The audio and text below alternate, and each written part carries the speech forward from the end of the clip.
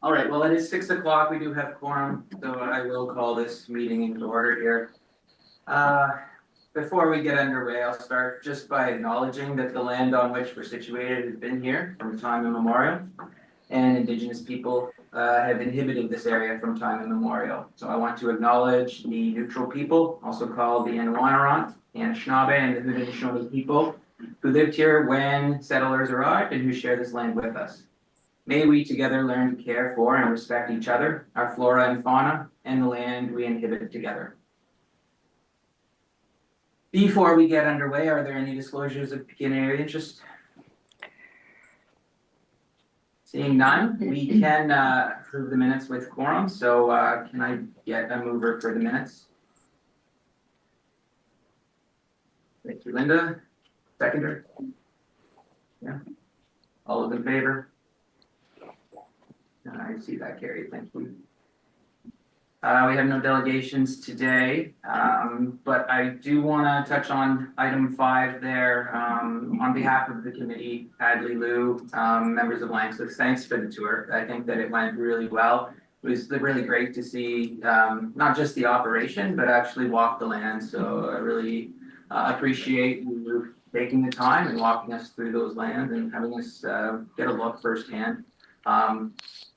Unimpeded, really, I kind of raced ahead and looked around, and I really appreciate that opportunity. So I did want to open it up, though, just for a brief moment to see if any committee members had any comments, any feedback that they wanted to bring forward from that tour.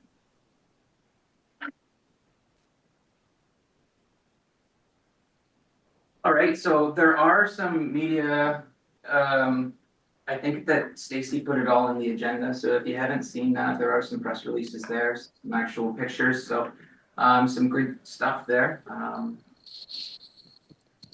And so we will move on to the controller process and public engagement. So for that, I'm going to turn it over to the Ministry of Public.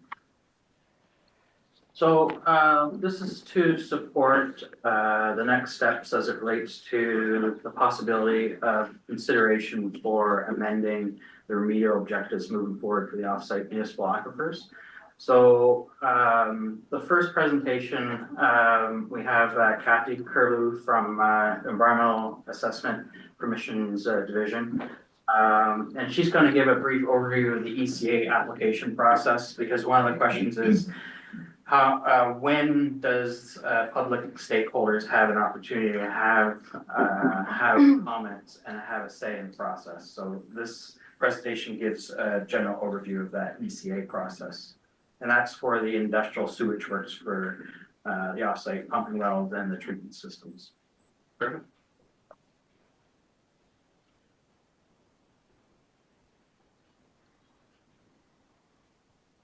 When we're looking at this, is there a presentation that we're just waiting for it to pull up here? Okay. Yeah, I think she's going to share her screen, Kathy. Oh, I'm sorry. I didn't realize I was this early on the agenda. I'm sorry. It says the host has a disabled share. It should be enabled for you. We'll try it one more time, Kathy. Give it a try now.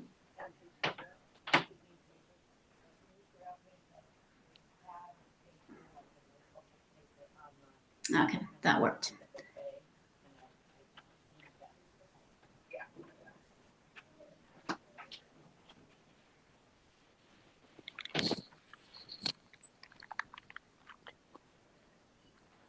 Okay, so thank you for inviting me to your meeting today. Can everybody see my screen? Yes, we can. Okay, good. So I'm here from our Environmental Assessments and Permission Division to provide this presentation today on our environmental compliance approval overview. Thank you. Thanks, Addie. So just to outline, I'll talk about what environmental permissions the ministry issues, consultation when those permissions are issued, stages of review, and resources. So the ministry issues several different types of environmental permissions. There's environmental compliance approvals, which we'll focus on tonight. We also have an environmental activity and sector registry where businesses can register an activity. We have permits to take water, records of site condition for contaminated sites, pesticide licenses and permits, renewable energy approvals, and municipal drinking water licenses and work permits.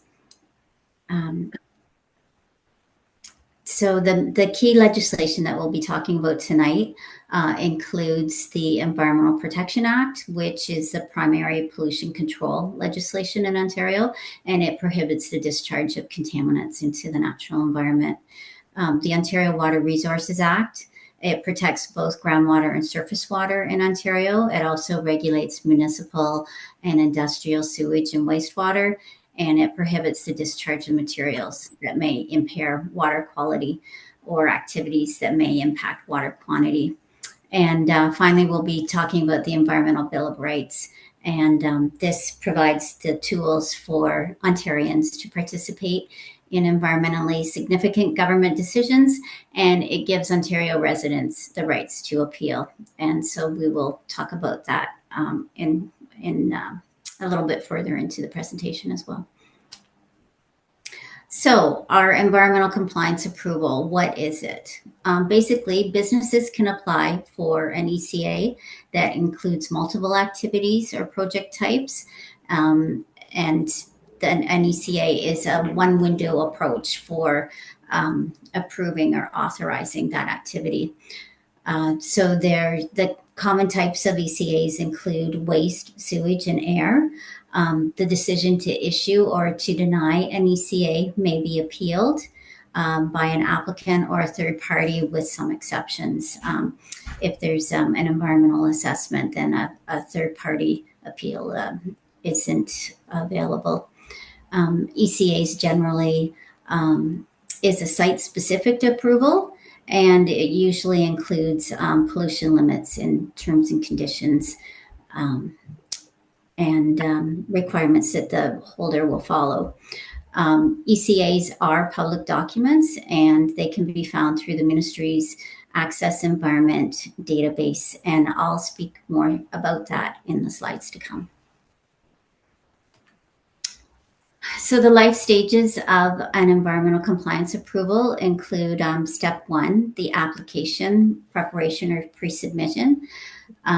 So the businesses must apply to the ministry for this type of permission.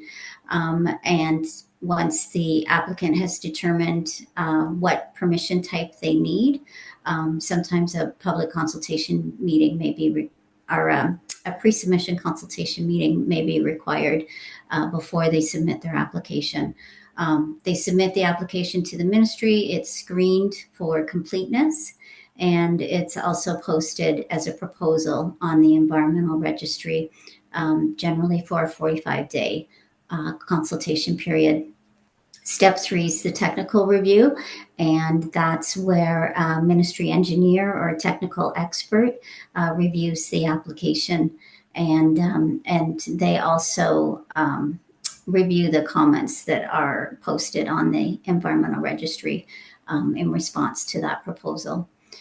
Step 4 is the ministry's decision. So the ministry can refuse or approve an environmental an application for an ECA, and also in this step, that's where the third-party appeal process falls into place if available. And then step 5 is compliance and enforcement. So the ministry practices a risk-based inspection program, and so that means that we respond to complaints and incidents that are higher risk, and we measure compliance with approvals and permits that have been issued. So discharges to water, that's what we're talking about tonight for this this type of environmental compliance approval application. It would be for sewage works. And so that falls under the Ontario Water Resources Act, and it requires an ECA for sewage works. These types of ECAs describe the permitted works and establish many terms and conditions. There may be limits for contaminants, flow rates, monitoring protocols, decontamination controls, equipment and cleaning procedures. So it depends on the exact nature of the works, what reports and studies may be required, and the appropriate limits, and demonstrate that any discharges into the ground or surface water are not harmful to the environment. So there's many guidelines and requirements to inform this process, and there is a link there to the various resources available for discharges to water under the approval process. So under the reports and studies, those could include to determine the potential for impacts on a sensitive area, or it could include a monthly annual report, such as treatment system data, monitoring data, maintenance records, etc. So each ECA has terms and conditions that are specific to that site.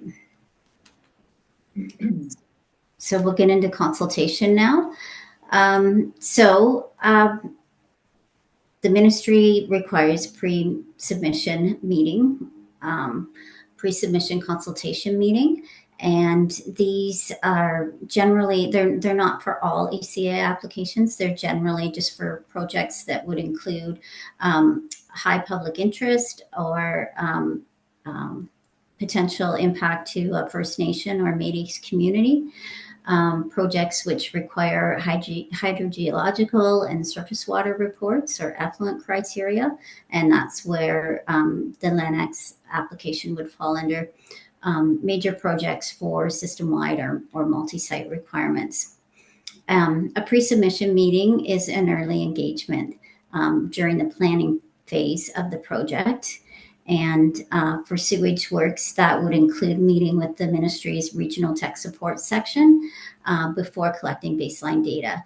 And that helps to scope the studies and identify any potential impact on water resources.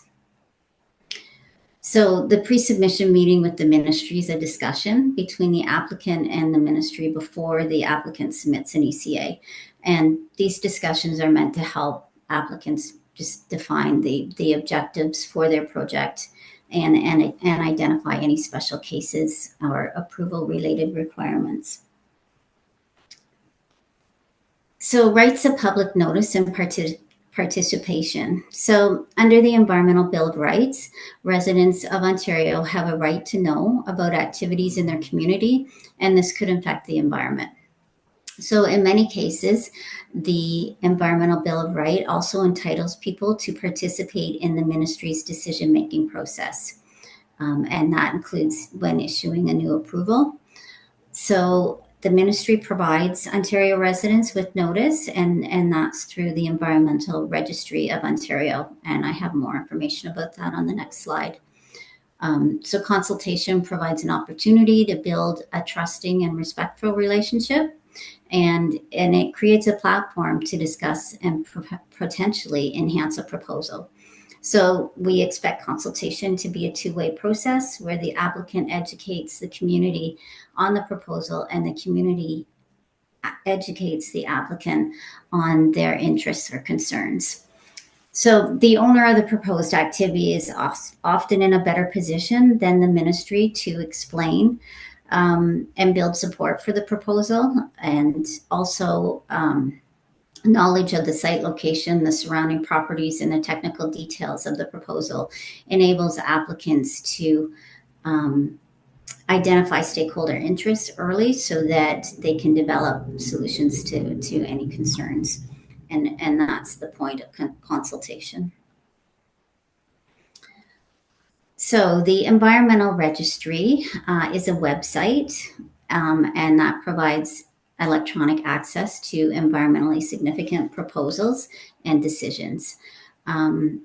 So there is a link on the slide to the ERO, and you can sign up for keyword notifications. So you'll if any of your keywords come up on a proposal, you'll get an email that will notify you that a proposal has been added to the registry. So most ECAs, site-specific standards and technical standard registrations are posted on the registry, and the public can provide comments on a proposal through the registry, and ECA applications are available at the ministry district office or in Toronto. The appeal provisions for a director's decision are also through the environmental registry. So in addition to proposals for approvals, there's also ministry policies, acts and regulations, are posted on the registry. And this may include new technical standards and sector-specific regulations for managing contaminants. So all comments are reviewed during the technical review stage, and this includes comments posted in the registry, comments sent to the ministry through mail or through email. And however, the comments on the registry can only be submitted during the ERO posting, or like the comment period, and generally that's 45 days. So if you tried to enter a comment on day 46, the system would not let you. However, the ministry may accept it through mail or email. So the stages of review, I'll go a little bit deeper into what happens during each stage. So the application preparation and pre-submission, this is when the applicant determines what permission they need for their activity, and depending on the nature of the activity. There's a link there to our environmental permissions page that helps applicants determine what type of permission they need. They need to complete any prerequisite requirements. So that could include obtaining municipal permits or approvals from the federal government. They need to complete their assessments and their technical studies before they apply. And they have to ensure that the application requirements are met. And there's some links there to requirements for an environmental compliance approval, and as well as the guide for applying for an ECA. So stage 2 is when the applicant submits the application to the ministry, and the ministry screens it for completeness. Regulation 255 is available on the ELAW's website. There's a link there for that, and that details the requirements that must be contained in an ECA application.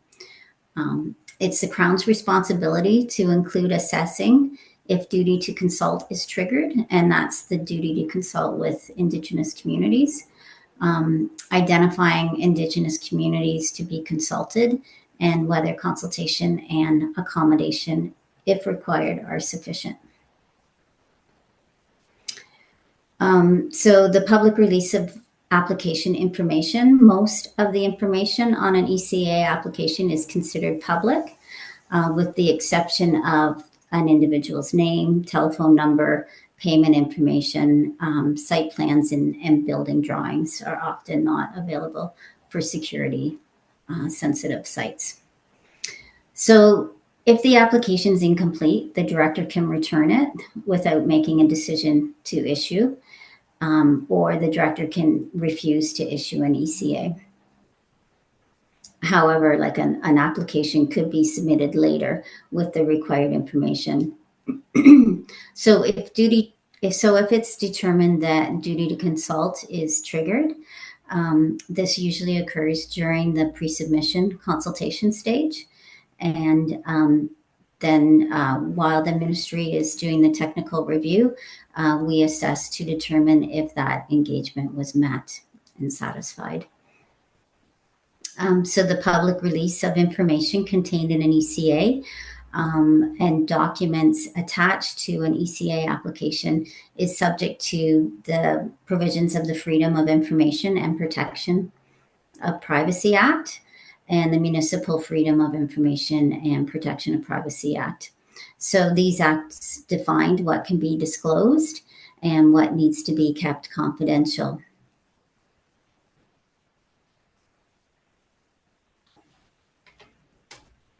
So step 3 is the technical review. So after the application's been screened and determined to be complete, it's posted on the environmental registry and it's assigned for a technical review.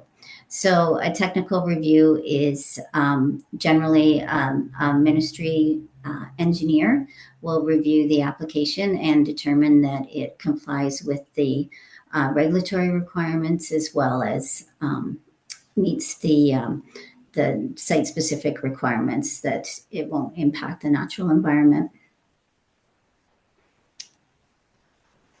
So depending on the proposal, excuse me, a supplemental review may be requested from other branches of the ministry or the municipality. So generally the review engineer would contact the district office and ask the area environmental officer for a supplemental review, just to get some background on the area as well as the any compliance issues with the company.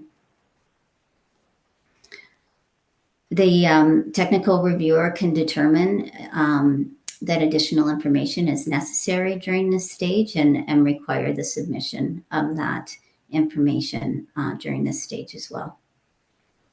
So during this stage, all comments that have been received, like whether it's through the environmental registry or mail or email, these are considered by the reviewer when determining the terms and conditions of the approval.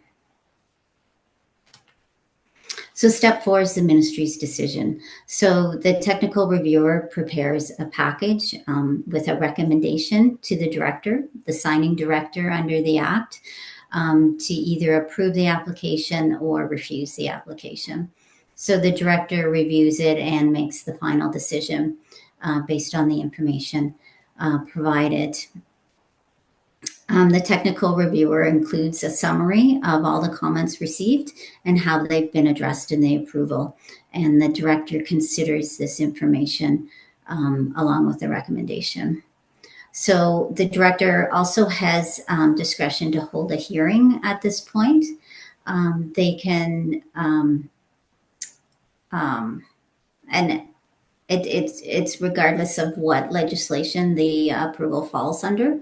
The hearing may be a technical review of the ECA application. And so this is generally done when there's strong opposition to an approval. And it usually includes a public open house.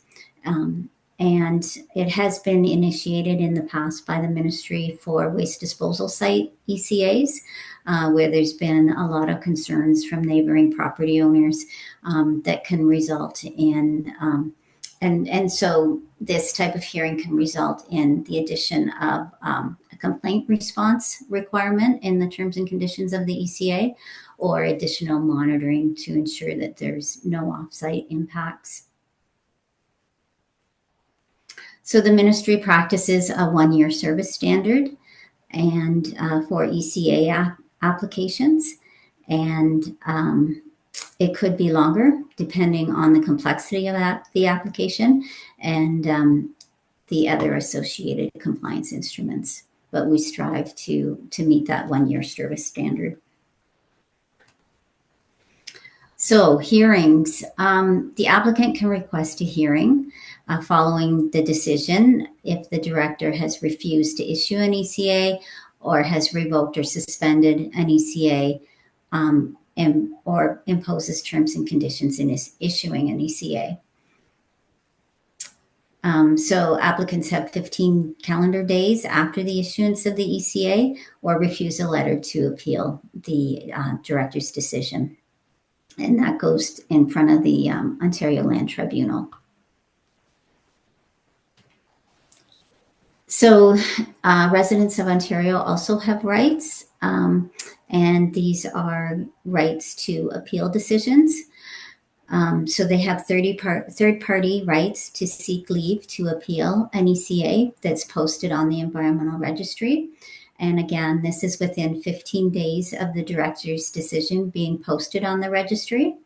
And a resident could ask for the Ontario Land Tribunal for leave to appeal and a director's decision to approve an ECA.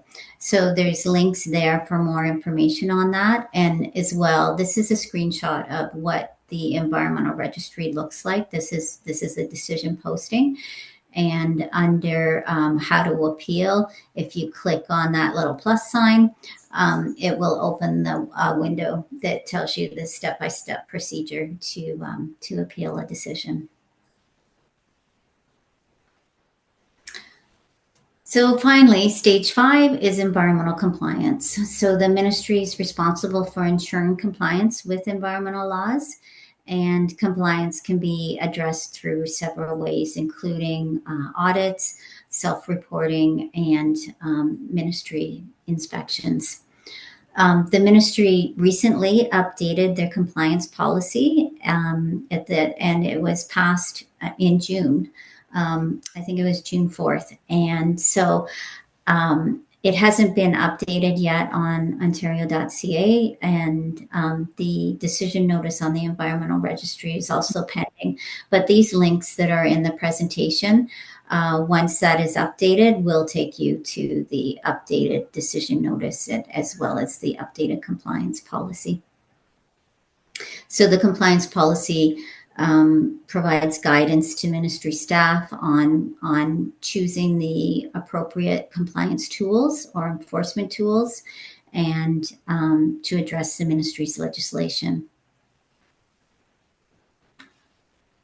So finally, the resources. So Access Environment. So this is a map-based search tool for environmental permissions, and it contains permissions that have been issued since December 1999 to present day. It includes environmental compliance approvals, environmental activity and sector registrations, renewable energy approvals, permits to take water, pesticide license, and records of site conditions for contaminated sites.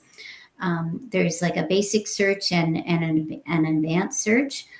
There's just some screenshots of what the search looks like.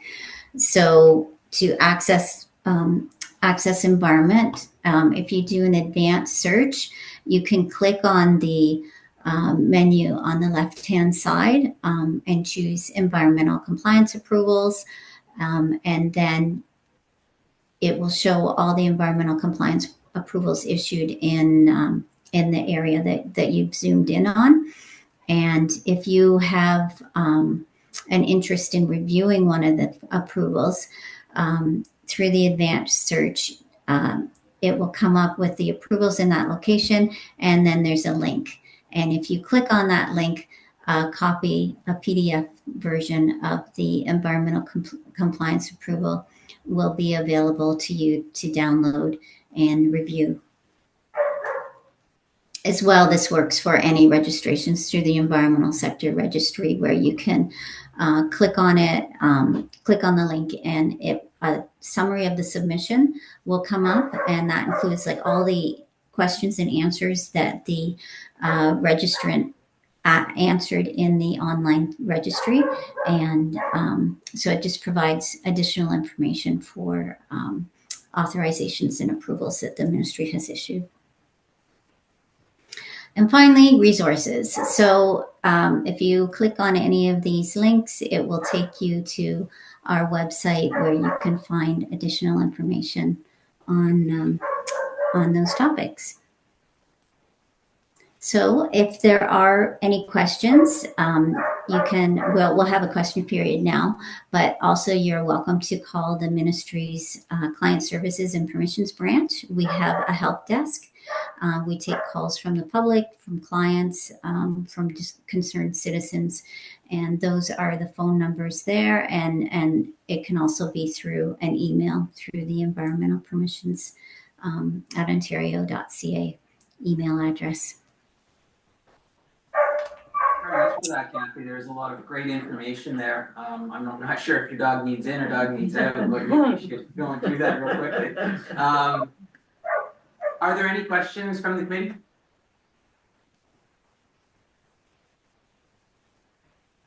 If I can ask a question, mine was the 1 year service standard. That is your typical review time from gaining it, saying it's technically complete, reviewing it, and approving it. So an easy one is 1 year. That's right. That's correct. Yes. And that is a service standard. Something a little bit more complex like this could potentially take longer than that, correct? Correct, yes.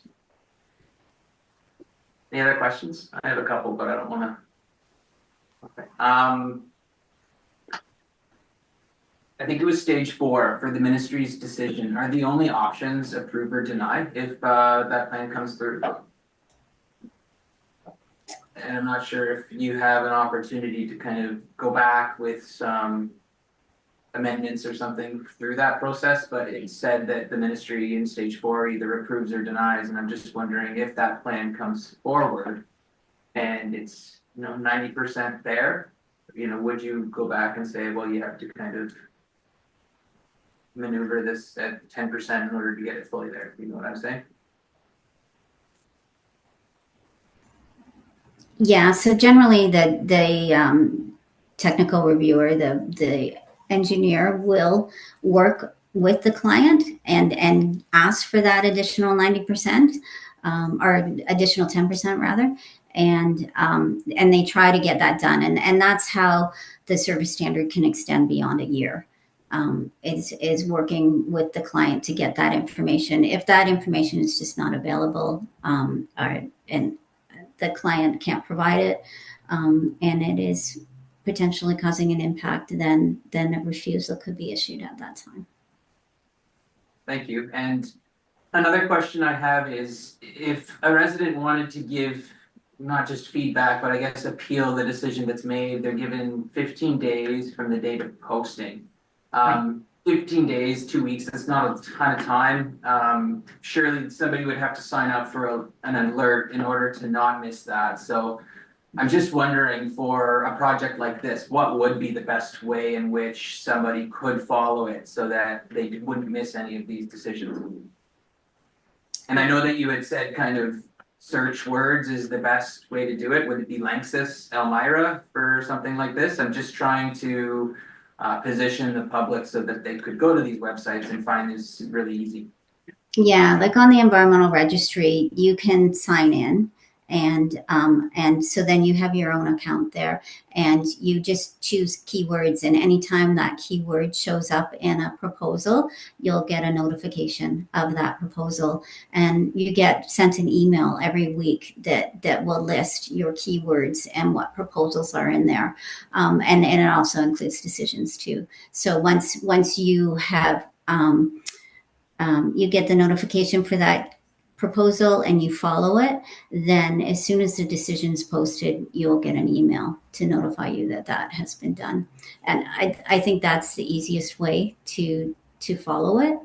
I don't know, Jason or Kate, if you have any additional on that. If Lubna, maybe I'll just add, in this particular example, we have this committee and we've got other opportunities to engage. So I think there would be the communications, right, between LANXESS and the ministry to this group, right? So LANXESS would, be able to advise when they're ready to submit an application, and we can sort of provide updates on the status going through. Yeah, that's fair. And I appreciate that there will be coordination with timing there. I think that it's important because 15 days, as a committee, we're not meeting every month, right? Yeah. So I would just expect that there would be some grace in there, or that this committee and residents would have. Or, once a decision was made, we'd make sure to alert folks that a decision has been issued on this. Perfect, that would be amazing, yeah.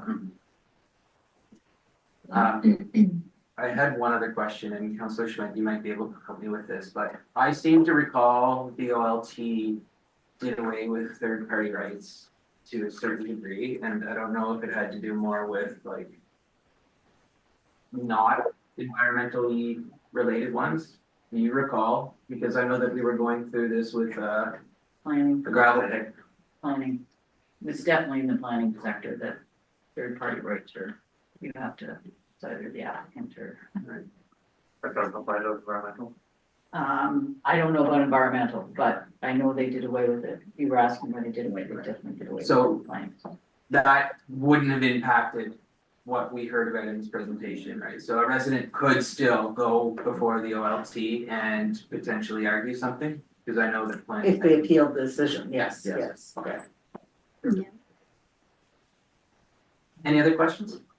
Because it definitely said in the third party had rights, which I thought was interesting, Yeah, so I in just. the planning side. Yeah, It's nice to know that it's just. Previously, like, the approvals went through the environmental review tribunal, right? And then that all merged into OLT when they sort of combined everything together, so they could have added that concept that was part of the environmental review process into this process.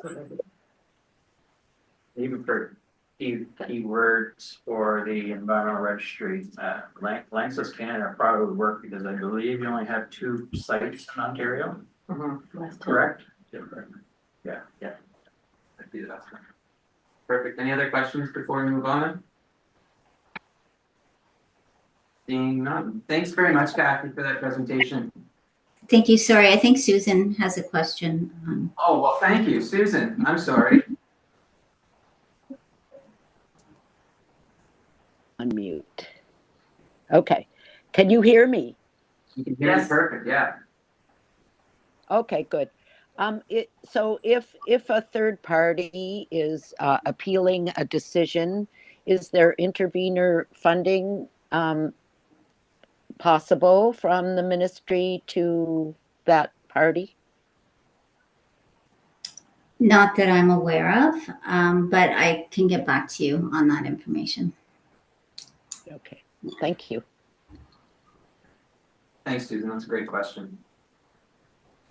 All right, so thanks for that. That brings us to item 7 on the agenda, which is the updated conceptual site model presentation. I know we have Jesse here from Arcadis, so the floor is yours, Jesse. What did we speak about the regulatory instruments? Did I miss something? 6.2. 6.2. I'm sorry, Jesse. You may have to take a seat for just a minute. We did miss a discussion around next steps for regulatory instruments. Thanks, Tiffany. Since you brought it up, why don't you get us started on that? Well, I know that this was a very valuable presentation on the overall process. But I was wondering if we could have a discussion around how does that apply to the process we're currently in?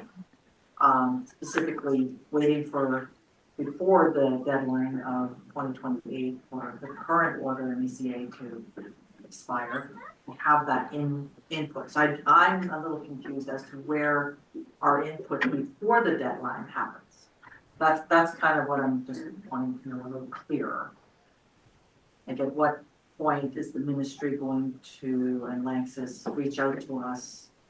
And I know we're waiting on the remedial action plan. This is how I understand it, and I guess I just want to kind of confirm. So we're getting the components ready this summer to develop the remedial action plan, which LANXESS will be putting together with this updated CSM, options review, pseudo city state for testing, bench scale testing for remedial options, and then we'll get a remedial action plan and all that entails. And the ministry will comment on that, if I understand correctly. Does the community comment on that at that point, or do we wait for the ministry's comments and then wait for the response to those comments? Like how should we proceed? There are members of TRAC that would probably have some good insight and input on that route, I would imagine, when the time comes. And so I'm just wanting to kind of clarify how the ministry and LANXESS would envision that in terms of next step. So has LANXESS been working on a concept of how you'll work through public consultation to this point yet, or? We've only had started discussions. Okay. Yeah. So given the complexity of this file, this site, and the offsite cleanup, I suspect that it would be best, it'd be advisable to develop a public consultation program in advance of making the final decision of which path you're going to go through in terms of submitting an ECA application. So what that looks like that's going to be up to LANXESS to develop and which we can provide input on. But again, I see it as seeing multiple options that the public can then provide that feedback to support which of your ultimate remedial actions you're actually going to try to implement, which then that package would come through the pre-consultation of the ECA process. Yep. I think I see something very similar. So you know that we're working through our alternative analysis, right? This is data collection year, probably some of next year will also be data collection. We'll have our alternatives. I think we will be presenting those concurrently to this committee, but then also maybe some more focused outreach being either open houses or the online type open houses that Stacy's given me some examples of that I've watched. So that we can get public comment along the way, right? Like people could say, we love this alternative, we hate this alternative. And because like you said, there's really thoughtful ideas within this group and we want to try to capture those. So that is the way I see it. We're not there yet. We are working on our ideas for enhancements and screening technologies. So when we have a bigger update for the 8.4 bullet, and that's ready now for public consumption, we'll use that as our tool. So it's quite early on in the process that we had a presentation on that we'll be getting involved as a community. Informal, like formally and informal. It's not part of that programmatic discussion. And I think that's the ideal way to go, right? You want to sort of have that input before you're landed on those options that you want to bring forward to finalization. So the way I would see it then is like it's important that we maintain open communication lines and maintain this structure so that we can have conversations around what you're thinking about so that we can get early feedback. Yes, To improve I agree. thoughts and so on. And that information supports that pre-submission meeting with the ministry. Like one of the key questions will be is what have you done to obtain public consultation on this and Indigenous communities as well. So, what we don't want to see is an application coming immediately to us with one path, because if you rely on that and and you don't get the ECA LANXESS, then you've lost all that time for nothing, right? So it's best to get the public consultation right from the start so that we can get stakeholder buy-in as well heading into the ECA process. That makes sense. So I guess just to summarize, we're waiting on some data, right? LANXESS, we're going to be talking about a lot of the reports that are coming forward, whether it be groundwater pumping or the bench scale study. Without that data, we can't really move too far forward, right? Now, we're expecting those throughout the summer into the fall, our next meeting in September, so we should have a bit of an update then, right? Based on that, we can reopen these discussions and really try to maybe hammer out a firm timeline for when we can expect to see some of these reports coming forward to really get that timeline kicking around. Does that make sense? It does. I see it still towards the end of 2006, 2027, that we're going to be doing more formal, like this next year and a half data collection, looking at our ideas and alternatives, and then trying to present. I mean, we're always going to talk through them with you, but trying to present towards our goal to get a path forward that would be then written up into the ECA. And I know that the timeline for LANXESS may be a little bit different from the timeline that we as a township want. I know that we really wanted to have because something of by that. 2026, and I recognize a lot of work has to go into this. So just a reminder that the election is 2026, and it would be nice to not leave this with the new council as one of their first things to have to accomplish. Understood. I do hear that. I remember that. So, Any other comments or discussion? And Nathan, you submitted some questions to me in advance around this discussion, and some of it was answered through this presentation, but ultimately, we have to be very high level right now. Like, you're asking for very specific timing and specific steps, and right now, without having that proposal on our desk yet, it's what ifs, right? So like, what I can say is, for the existing control orders, for example, we envision that review process happening at the same time as the ECA application is happening. Because there may be potential opportunity to streamline the various compliance instruments associated with this cleanup that was built over many years, where we could incorporate many conditions into a new ECA or an amended ECA, for example. So without that information in hand, I'm not sure, we can't really talk about specifics right now. But that's one aspect of the process that we are considering is doing that at the same time. That makes sense. Yeah. Okay. Thanks for that. I don't see any other comments, so thanks, Tiffany, for bringing us back to that. That would have been a conversation to not miss, so thanks. So Jesse, thanks for your patience. You can come up for real this time and run us through the conceptual site model.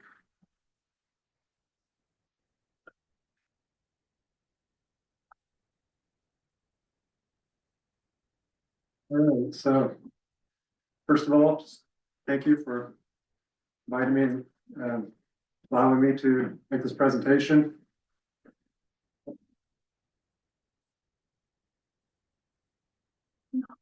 Advancing.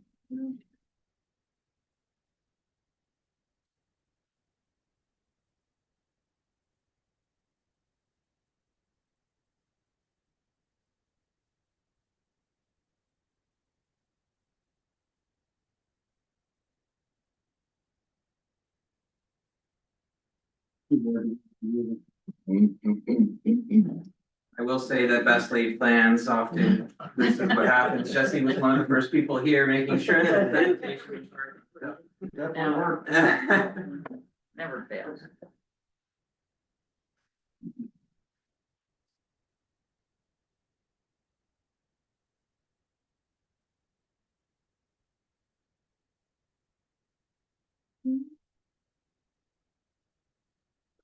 there we go. There we go.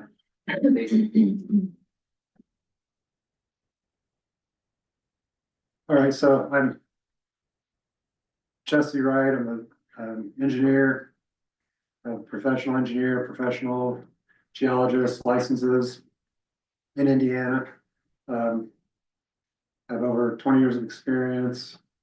And I work with Arcadis for a large consulting firm hired by LANXESS to review the project and really become part of the team, collaborate, see, really doing a cold eyes review, deep dive. I've had no prior involvement, so I've reviewed. So I'm going to present conceptual site model and really trying to boil it down to the key concepts, key points for the remediation going forward. You know, it's a very complex project, a long history. Also, my goal is that this short presentation that somebody who wasn't already familiar with the project could see this, and hopefully they would say, okay, I have a pretty good idea of what the team's trying to accomplish, what's going on. Is that right?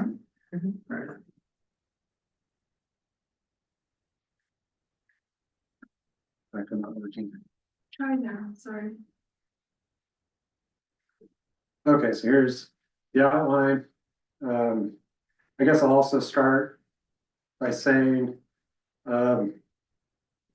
Most of what I say has probably already been stated at a previous meeting. It's probably not going to be any major revelations, but I'm going to kind of look at things with a different perspective for going forward. So we have the source and plume history. We'll talk about aquifer heterogeneity, matrix and matrix diffusion, which are both tied together. And then we'll talk about the remediation performance to date and expectations going forward. And then end with some conclusions and recommendations.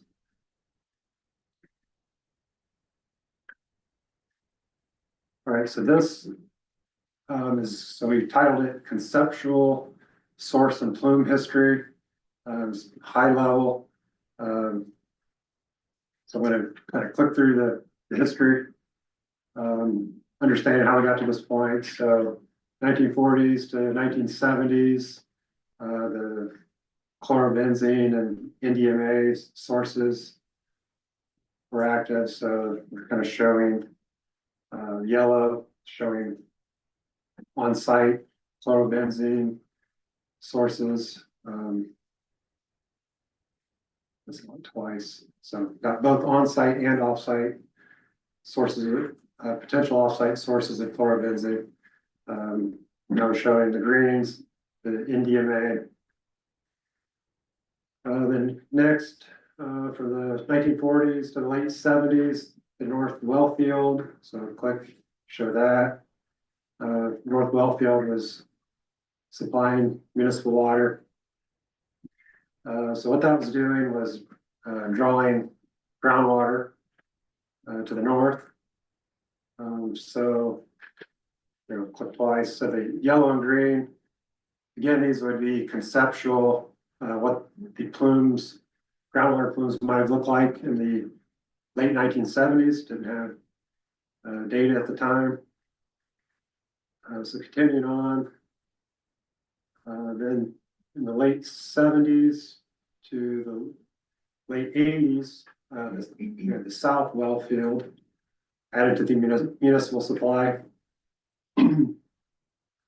So there's those represented by the purple dots. And with pumping from the south, conceptually would have a groundwater flow divide where we have groundwater being pulled both to the north and to the south. So then in the the early 1990s, that's approximately what the plumes would look like at that point. Then the interim pumping of E9, that's one of the south wells. So it continued pumping, but it was more for the remediation system. So it was not for municipal supply at that point. And then continuing on, the on-site containment system. So show a graphic here. Containment well, capturing a plume, above ground treatment. So that started from 1992 to present. And then 1994 had the municipal supply pipeline. The North Wellfield was shut down. So from that time forward, also have the offsite containment system. So the groundwater is being pulled at that point more to the south. And final step would be the current configuration of the NDMA and chlorobenzene. So that's kind of how we got to the current point. Next, we'll talk about aquifer heterogeneity. So just showing the different types of aquifers there on the bottom of the screen. Homogeneous, that'd be the simplest system, say it was the simplest aquifer.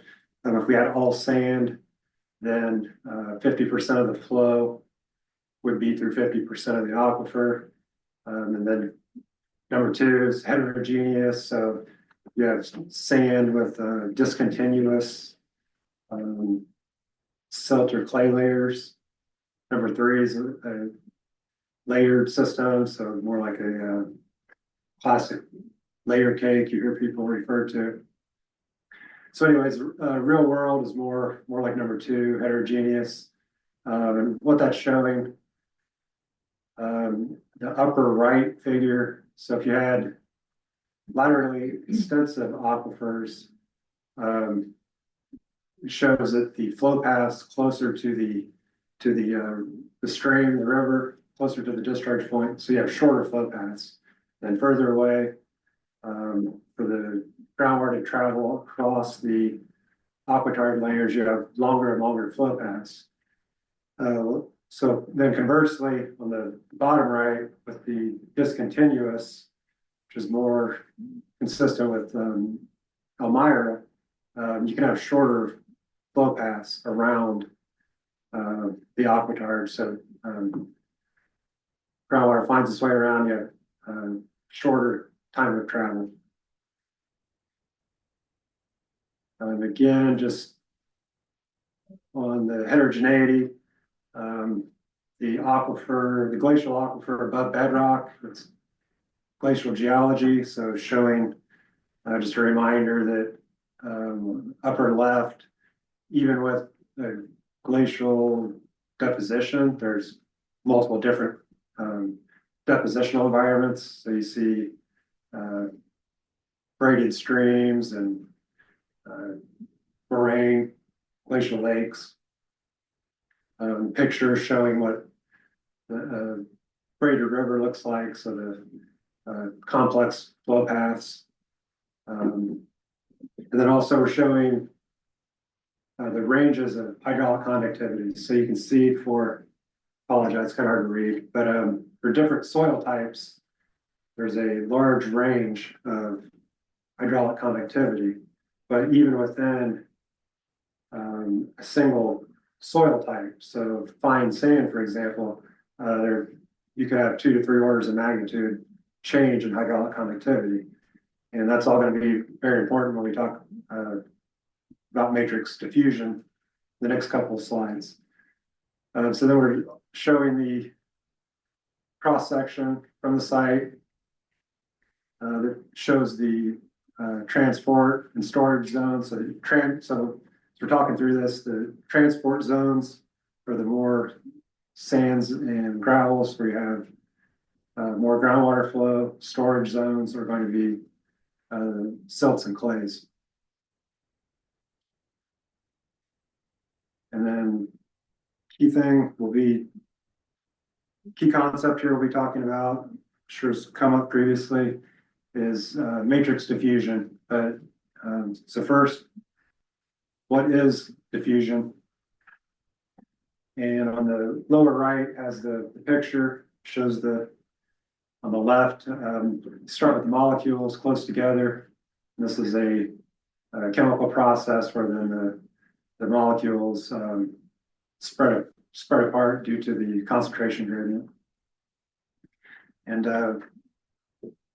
so I was talking with Hadley about this. The analogy we like to use is cigarette smoke in a vehicle. So if you've ever been in a car with cigarette smoke, you get in and you roll down the windows, drive down the road, the smell goes away. That's similar to the sand, the plume getting swept out of the sand.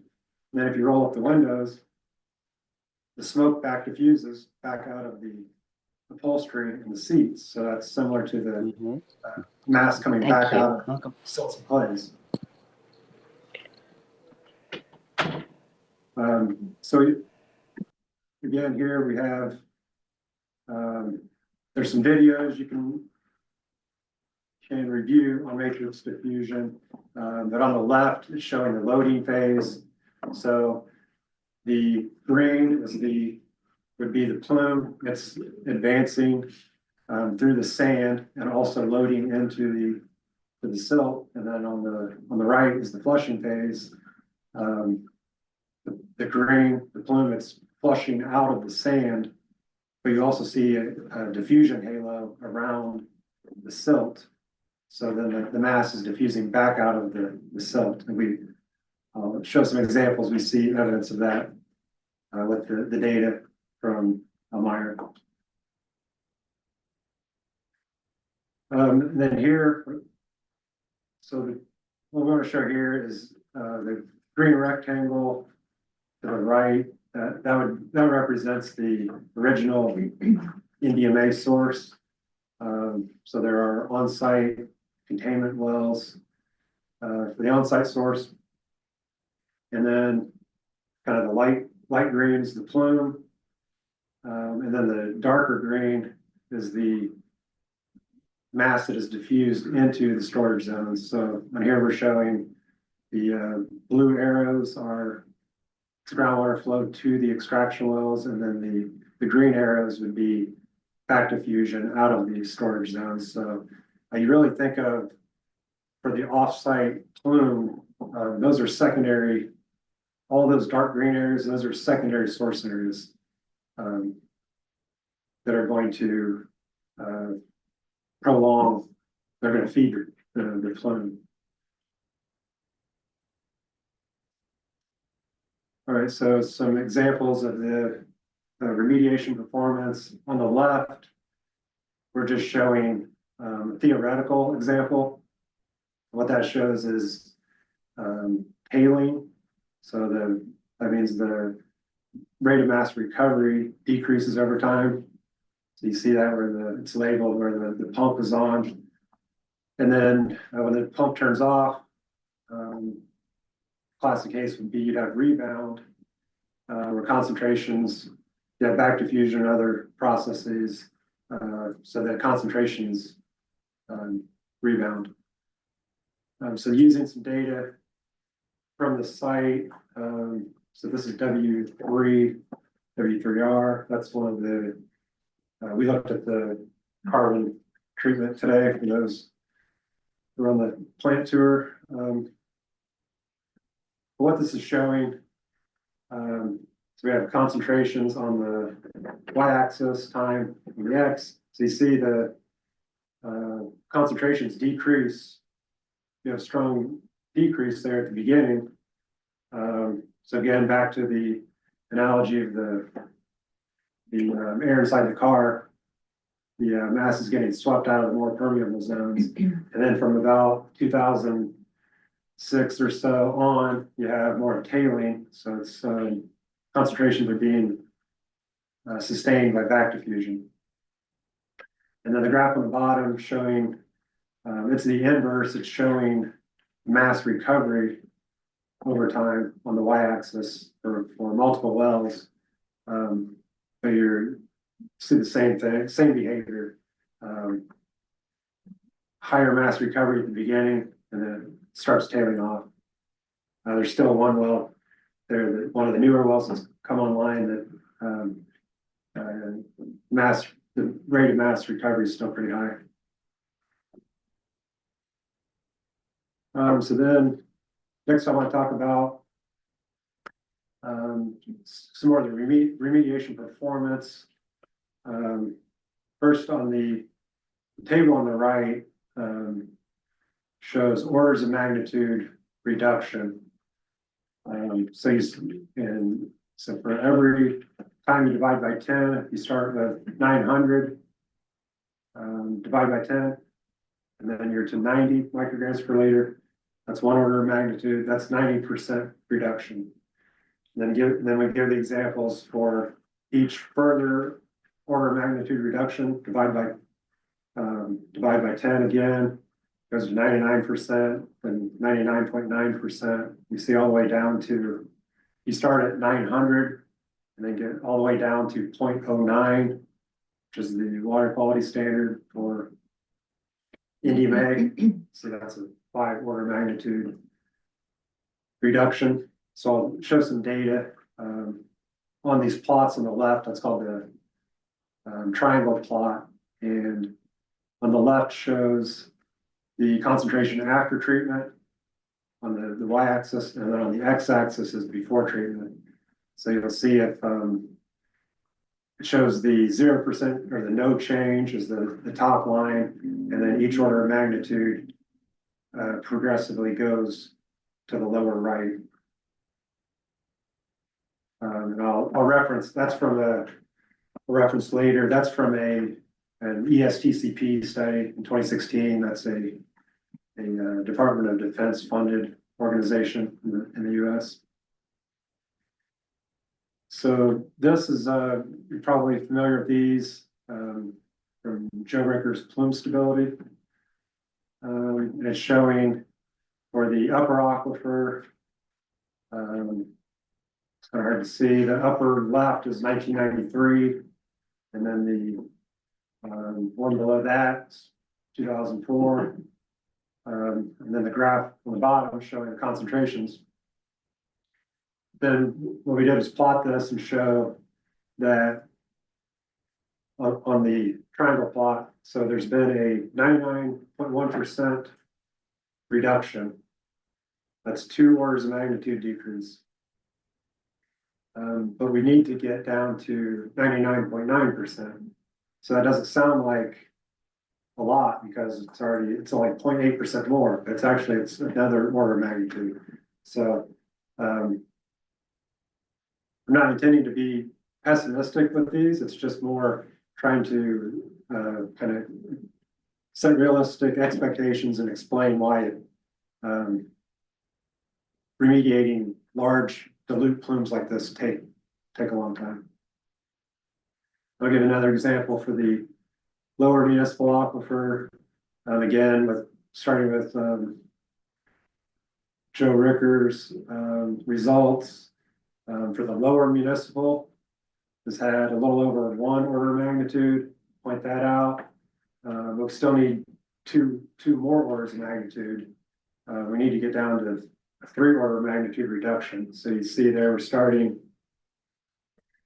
We started somewhere over 10, and we need to get down to 0.009.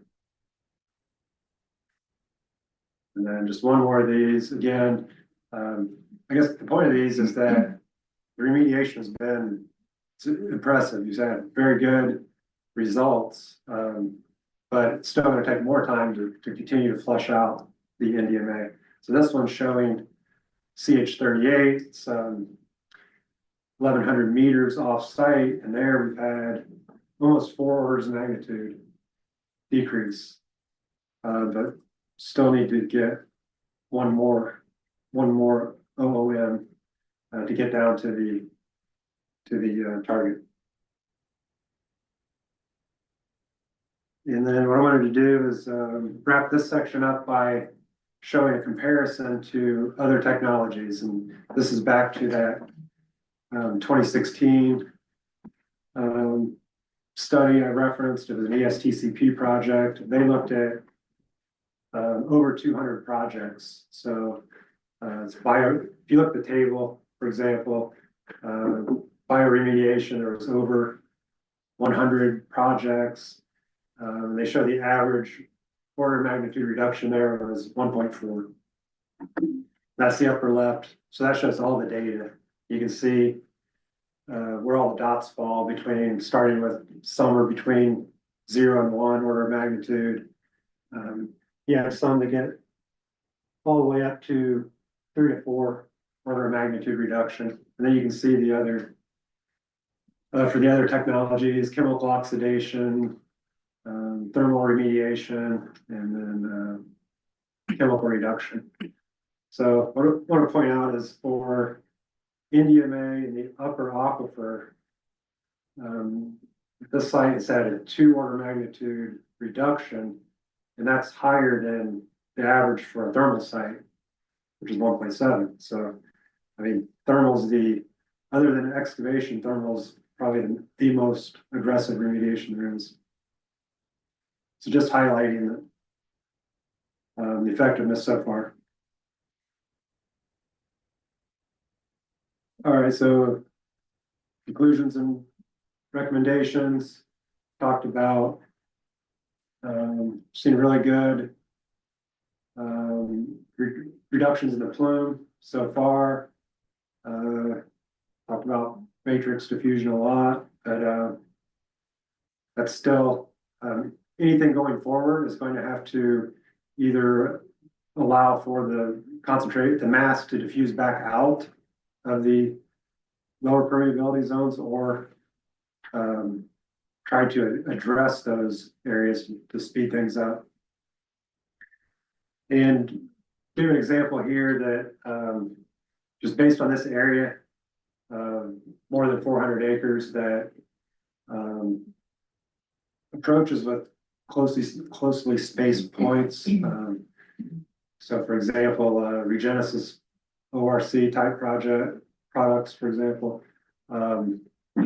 you see with an assumed spacing of 20 feet, that's 110 points per acre. So for this area, below buildings and businesses and roads, that'd be more than 40,000 points. So just not realistic.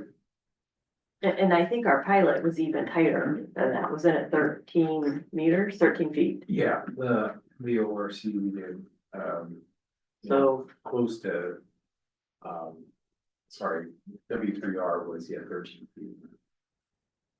Right, okay, yes, so maybe could be 60 to 80,000 ejection points using that even closer spacing.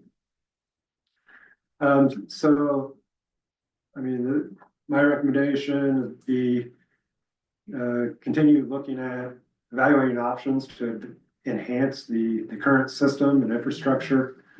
I think next we're going to talk about some of the planned studies coming up. Those will help inform enhancements. And one of the main ones to be looking at, I think, would be reinjection, recirculation of treated groundwater. That could help increase the flushing rate through the system.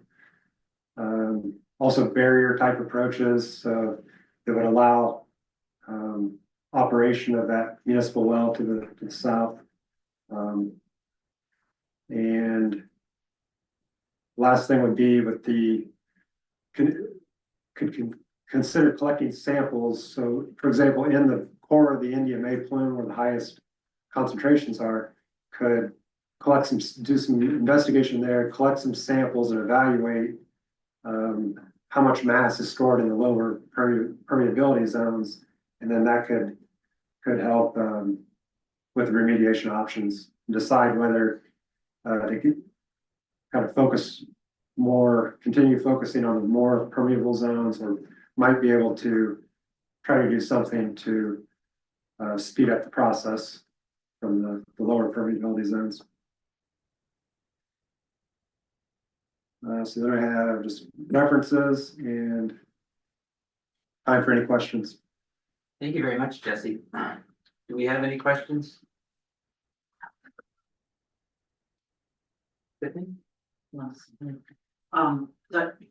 Thank you, I particularly like the triangle way of looking at things as a very interesting way of sort of comparing what's been happening here all these years to 100 other sites. And, I want to just make sure that everybody understands who isn't in the lingo about the secondary source, because sometimes people think of that as another source other than LANXESS. But I know what you're saying is like it's from a remediation point of view, right? I want to make sure I understand it right. Like, first source is the plume that you're pumping and treating. Second source is what's back diffusing from the Aquifer materials. Yes.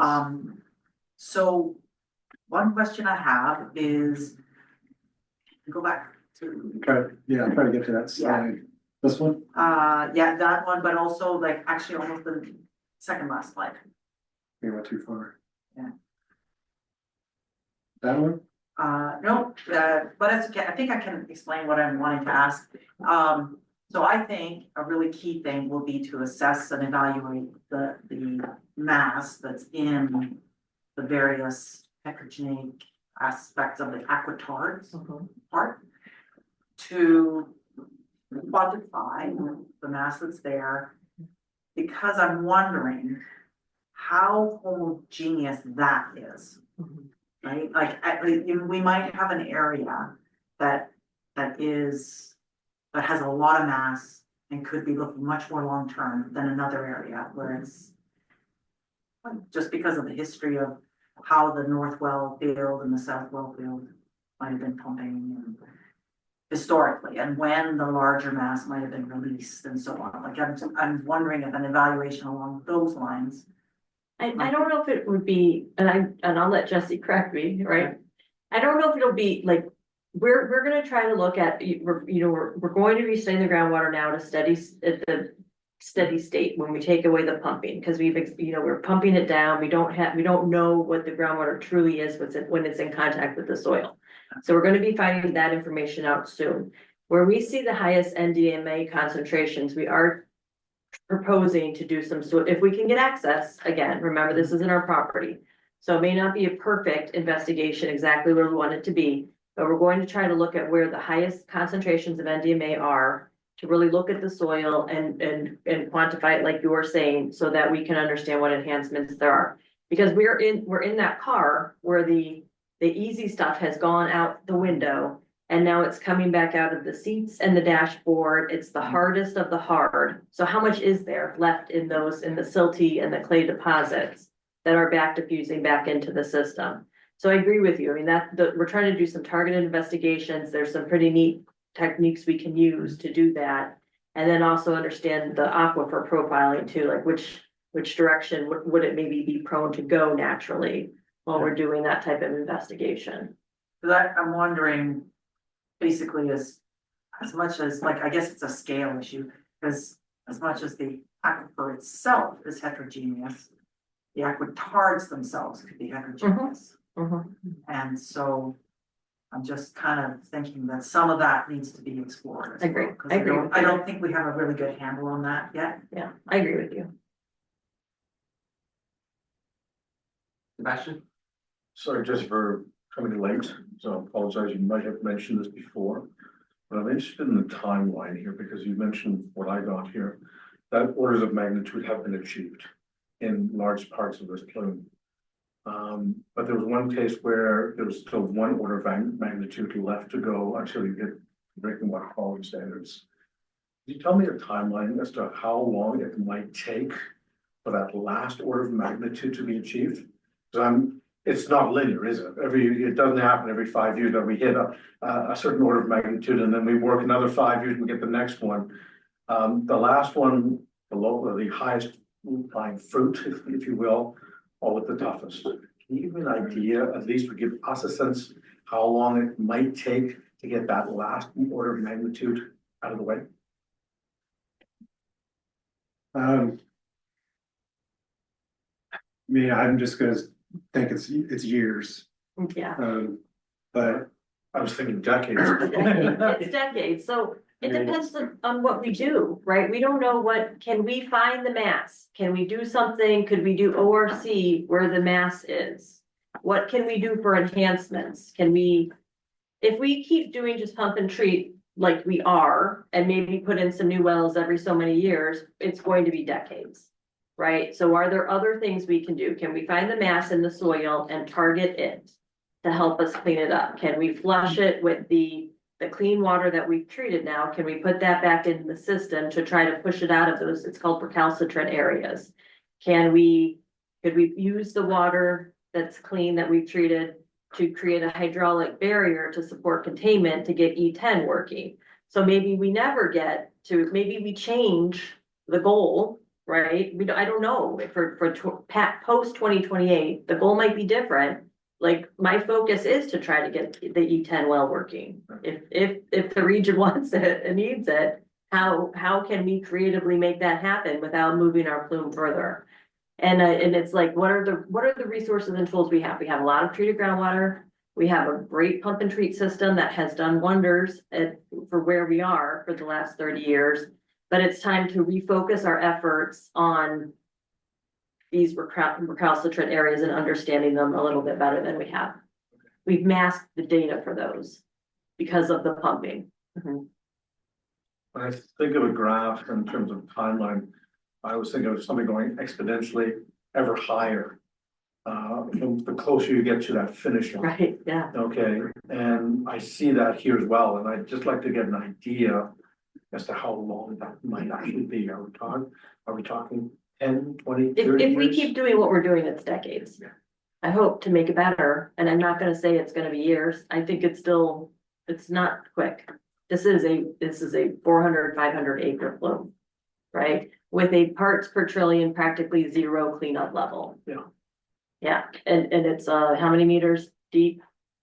At the ML is 30+ years. This is almost mission impossible. Right to Yeah, bedrock. like we're scrubbing the seats to get that smoke smell out and it still stinks, you know what I mean, like. And also cleanups have come a long way since 30 years ago when they set that number. There's no exposure to the water right now in the ground, nobody's drinking it. So there's risk-based closures, you're saying. Right now, if the decision is to never use E10, maybe we should look at a different standard for cleaning it up, because it's not going to, and I'm not making this decision, I'm just saying, if it never is a drinking water source, why are we cleaning it up to a drinking water level? And it's also, it's hard on the environment to that our UV, our ultraviolet systems take a lot of energy. It takes a lot to pump that water and to move it. And so these are just ideas and thoughts. Well, and just to speak on that, the region is definitely interested in getting Right. Drinking water from this aquifer. Like, we have a well, that's definitely our goal. We don't want to potentially expose the public to any Nor do we. contaminants in the process. So how do we do it safely? And that's what we're interested in figuring out. Yeah, I agree.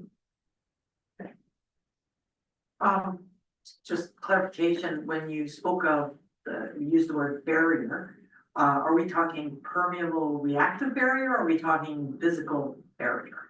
Well, the one idea is hydraulic barrier. So if we could take the groundwater that we've cleaned up, and because we have a lot of pipes throughout the community, can we send it back maybe to E9, the one on Arthur Street? That's E9, right? Could we use that and use it as like an injection curtain to hold, water has pressure. Yeah. To hold the plume or something. We don't know yet. These are all the things we're trying to think outside the box and work on to get E10 pumping. I was thinking more hydraulic barrier than, I wasn't really thinking of permeable reactive barrier, but I'm sure we look at everything. Yeah. Okay, I just wanted to clarify Yeah. when I heard the word barrier. Okay. Any other questions or comments? Those of you online, I am paying attention. No. All right, thanks very much, Jesse. It's really nice to see that we are evaluating the options to, not just continue to pump and treat, but really, what can we do differently? So thanks for bringing that forward, and thanks for that presentation. It does bring us to the 2025 work plan. So I'll turn it over to you, Heather. Okay, so I'll just go off the list following the agenda. So the ECA Biomonitoring Amendments, that is the fish study to replace the clam study. And we have received comments. We're working on those with the ministry. There's a lot of agreement on the comments, and there's a lot where we think we can move to the middle ground. We're now, and we're trying to get the fish study this year. So we have the data points, because I think we're 1 year behind where the clam study would be. And now the concern is everybody that can help us on this technically with the ministry and with my teams are out in the field sampling. So it's hard to get the agency attention and to make the meeting happen to talk about the last discussion points that we need to walk through. But we are trying, we're still trying to get it sampled in August. I don't know, Jason, do you have, I feel like it's a coin flip almost at this point if we're gonna make it. Yeah, we're trying our best, both sides are. Yeah, and I agree, we're in agreement with a lot of the program. We meet in the middle on, there's a few key items that our biomonitoring scientists are gonna have to take a closer look at. But as you said, yeah, we've got some of our key staff on some important files right now, so we're doing our best, and I think you and I have agreed that our next meeting in July will kind of be our break point of whether or not we'll be a go or a no go for the summer to implement. So, yeah. What's the timeline for that meeting? Just being mindful, our next meeting's in September, so we should probably have pretty substantial update by then. Yes. Any other questions or discussion? I guess I'm wondering at what point there is an agreement. Is it more useful just go ahead under one or the other? We get some data this year. That's what we're weighing. And also, I've said, should we just accept everything because part of it is LANXESS team and our consultants feel that it's a lot of fish data and that it might actually adversely impact the species in there because we're taking so many fish for this study. So I said, well, what if we just do it this time and see if we think it's as much as is it really how many fish we think it's going to be? But then we're working under a draft work plan possibly, and that's an uncomfortable place, right? You want to have an approved work plan so that your data quality objectives are spelled out and whatnot. So we're trying to make that decision. I agree with you. Yeah. Any other discussion? Is there, Go ahead. is there, any way to inject, like a pilot cycle so that you can get like into the work plan? So like based on the pilot capture of data in August with sort of a mitigation measure sort of way of approaching subsequent standards. Yeah, I think that's coming back to Okay, what she's proposing, which is possibly the consideration for Okay. moving ahead with the work plan that's not completely approved for the ECA. right, As an interim measure. as an interim evaluative. Yeah. Pilot. Yeah. Did that answer both your questions? Yeah. Okay. All right, anything else on the fish? Seeing anything? Okay, so then the offsite groundwater pumping study, we have approval. We do plan to start that next week, right? And it'll go for about 8 weeks. It will go for 8 weeks. Unless we see NDMA, if we see some type of movement of NDMA, we will stop it. So this is the one where we're turning off a lot of the pumps in the center to let the groundwater come back up to the steady state so we can really understand where the higher NDMA concentrations are, because right now, it's like we have a constant vacuum on it, so we don't really see the true conditions in the groundwater. So we're going out there, we're doing weekly sampling, we're doing weekly sampling to the south to make sure we don't have the NDMA moving past our southernmost pumping well that will remain pumping. So it's like flooding the middle. If you all remember that study. So we will be starting that in earnest. We're taking precautions with the laboratory to make sure they can get us the quick turnaround time that we need, so we see the data in real time. And if we see some type of some concentrations of NDMA to the south, we'll let the ministry know right away, and we'll probably start, cease and won't go the full 8 weeks. Any questions there? I think you explained this last meeting, but why just the NDMA we're worried about, why not the benzene too? I think we're sampling fluorobenzene too, We're- and yeah, properties we're- for Yeah, fluorobenzene. I think the focus is, I mean, we look at where we're at, and NDMA is the constituent that's going to be the tough nut to crack. So that's where the focus is. Chlorobenzene is still gonna be evaluated. Yeah. But when we look at expectations and we look at pump and treat, like we've gone a long way with chlorobenzene, and we think we're a lot closer there with pump and treat still has, I think, some benefits there. So we're not discounting chlorobenzene. We still want to learn. We want to learn from the aquifer. We want the aquifer to tell us some things. Let's turn off the pumps. If we use the car analogy with the cigarette smoke, we want to watch what happens when we're not pumping. where are we gonna see the highest rebounds? Where are we gonna see concentrations increase the most? That'll help inform us on next steps and, you know, potential, benefits or areas where we can focus on with regards to the RAC. Yeah. Right. Question there. Yeah, so in that work plan, are you gonna be sampling like all well locations? It's gonna be focused, it's gonna be focused on, you know, where we have extraction wells, and see what we can do with the existing system. It won't be all locations, it'll be focused in. So not monitoring wells, only supply the remediation well? In close proximity, like, we're not gonna go to the actual extraction wells. Or sampling monitor wells close to extraction wells. Yeah. And there's, B7 will remain operational. To function as our backstop, right, to make sure we're not going to move anything further south.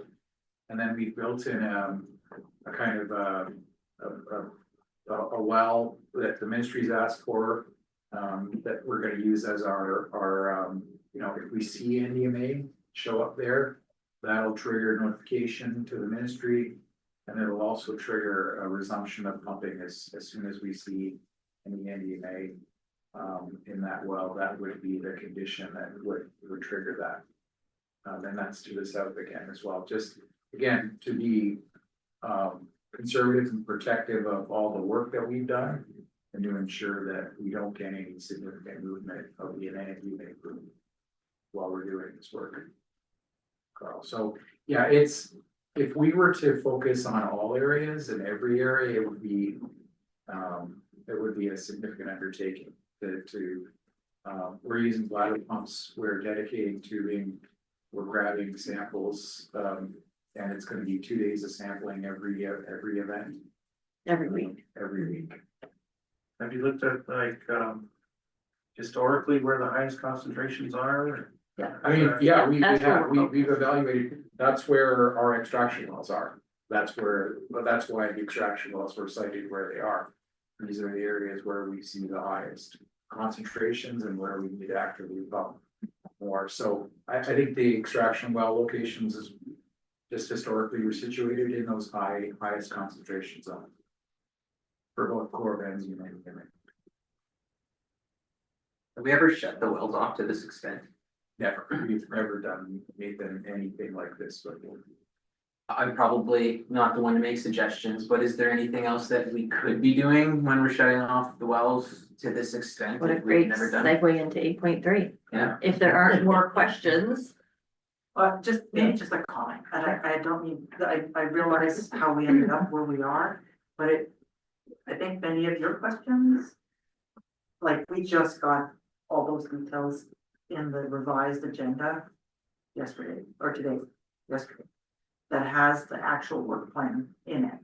And it would have, like, for those of us that are kind of nerdy about some of this stuff, it would be really great to have a chance to see it and maybe provide some input like earlier on in the process. So maybe thinking about that as we move into 8.3, if there's a way for us to have a chance to see that, maybe there's some thought input the region might want to put in on that, Okay. as well as the ministry for your consideration. Yeah, I'm like personally just struggling with that. I just don't, right, because the ministry needs to comment and. Yeah, we'll work on that. Yeah, I don't want to waste time in a way, if the ministry makes comments, like when is the right time to share a draft work plan? Maybe Jason and I will put our heads together and just think about that. yeah, I'm just thinking about the technical folks. Sure. Okay.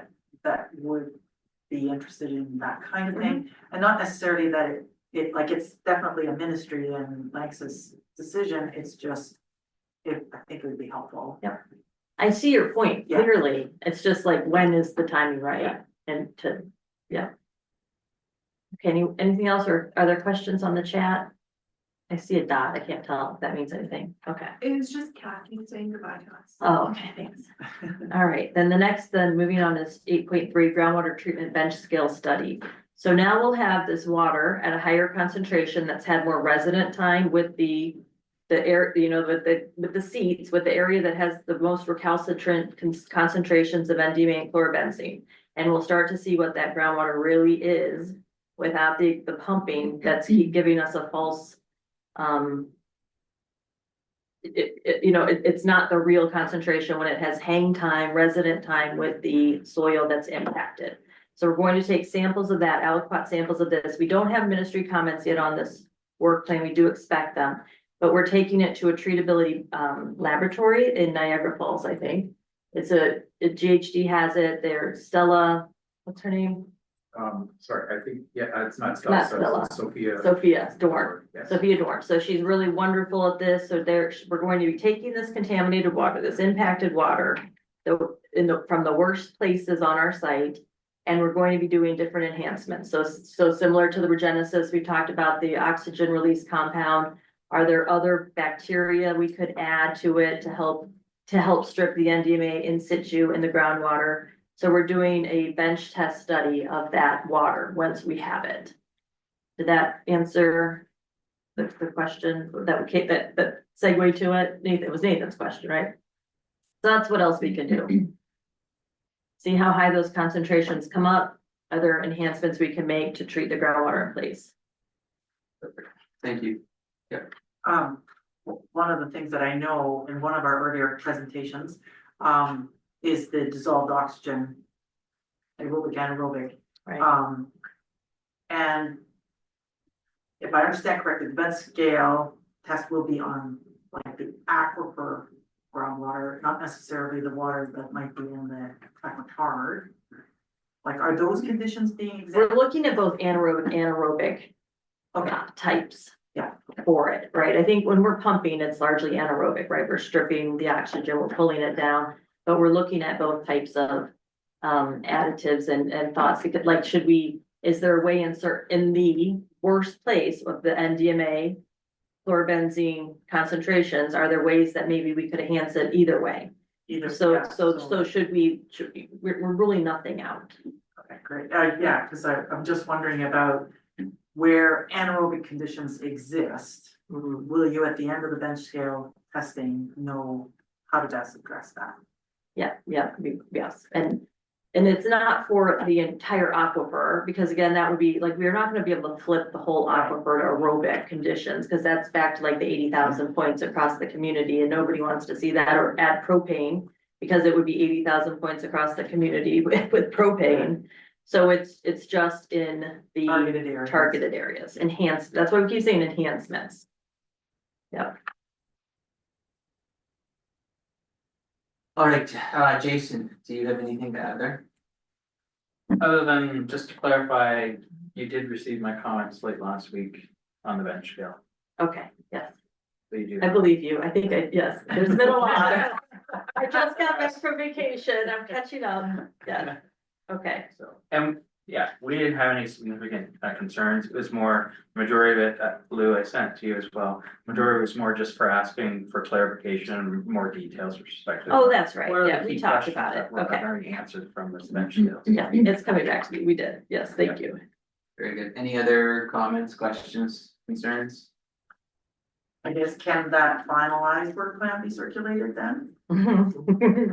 Yes. If possible, but just curious. Yes. So we know what's gonna be happening. I mean, I know from the summary we received, but here's some of the details. Yes. And then finally, 8.4, so the screening of technologies was the 2018 document that never got finalized. And after the September meeting last year, we finalized that. So we're taking all the information we're learning this year and continuing to, and I look at that as a living document that will be continued to be refined and reviewed. And I do think that, for our target this year to get a lot of these studies done, which I think we're just starting. And I think in September, we'll be able to talk about some of the results and how that informs these enhanced technologies, like the technology screening. Very good. Sebastian? Just a quick question, Hadley.